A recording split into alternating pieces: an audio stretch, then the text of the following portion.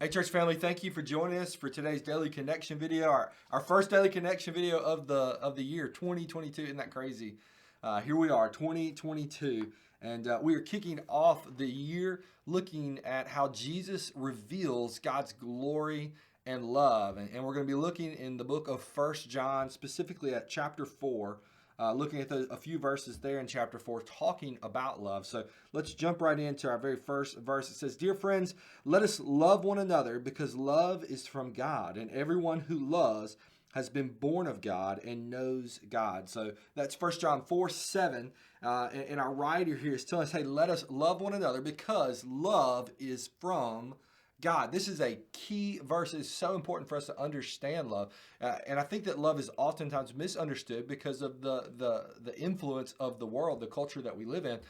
People say that love is this emotion, it's this feeling, it's these butterflies, it's this excitement and giddiness or nervousness, and none of those things are love. No, this scripture, this passage says love is from God. And the reason why I say none of those things are of God is because those things happen outside of God's standard for love. If love comes from God, then the standard for love comes from God as well. And that giddiness, all that stuff that happens with puppy love, right? Those things that often can lead with many to some sort of adulterous or outside of marriage sexual whatever, like all of that stuff, that is not God's standard. That is not what God expects of us. God's standard is pure. God's standard is within the confines of marriage. And love is much more than just a romantic relationship anyways. No, love is from God.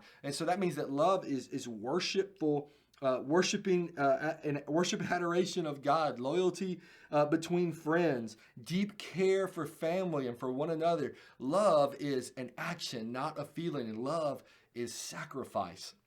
And so anything that we may call love that doesn't meet God's standard, then it can't be love. It can be feeling, it can be lust, it can be selfishness, it can be a ton of other things, but it's not love. No, love is held to the standard that God sets it at.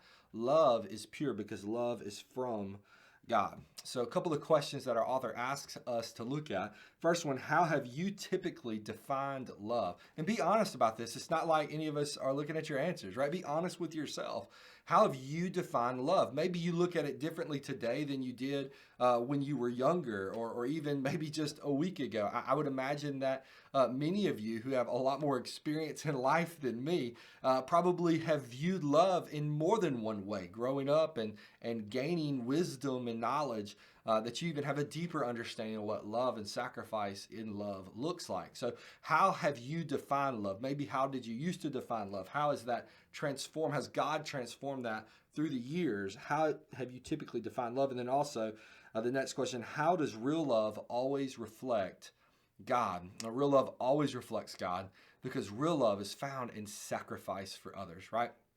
It is giving up of ourselves. It's loving putting other people before us. And we know that that is a major action in love because that is what Christ has done for us. And he calls us to love others the way that Christ has loved us. That is the standard that God has set for love. My hope is that as you are beginning to examine your own views of love and maybe even seeing where you are loving or maybe you're not loving others, my hope is that you will begin to look at that standard and conform to the standard that God has offered for us, knowing that that standard is real love and that standard is good and just and holy and causes us to grow and deeper in our relationship with him. Church family, as you do that, we want you to know that we love you and we're praying for you.